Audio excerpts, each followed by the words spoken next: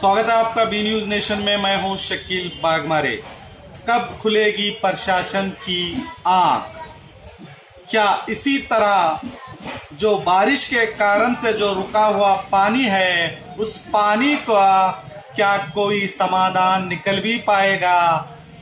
क्योंकि जो तस्वीर आप इस स्क्रीन पर देख रहे हैं, आप इससे अंदाजा लगा सकते हैं कि ये स्कूल के बच्चे हैं जो अपने स्कूल को जाने के लिए स्कूल तो जा रहे हैं, मगर इस रुके हुए ब्रिज के नीचे जो पानी रुका हुआ है, उस पानी के कारण इन बच्चों को जाने में कितनी परेशानियों का सामना करना पड़ रहा है, आप देख सकते हैं।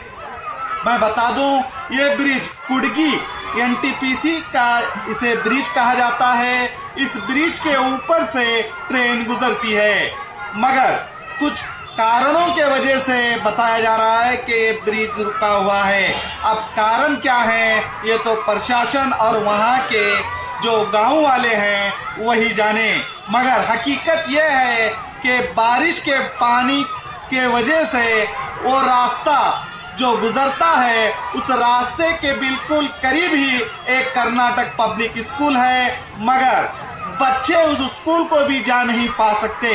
आप इस तस्वीर में देख रहे हैं कि किस तरह पानी रुका हुआ है। बच्चे साइकिल के जरिए जाने की कोशिश कर रहे हैं, कोई चलते हुए जाने की कोशिश कर रहे हैं, महिलाएं आने की कोशिश कर रहे हैं, मगर आप देख सकते हैं कि पानी कितना रुका हुआ है। क्या इस पर प्रशासन की आंख खुलेगी? क्या प्रशासन अपनी आंख खोलकर इस तरह जो आए दिन समस्याओं से जो जनताओं को, मासूम बच्चों को गुजरना पड़ रहा है, क्या इसका समाधान निकाल पाएगी?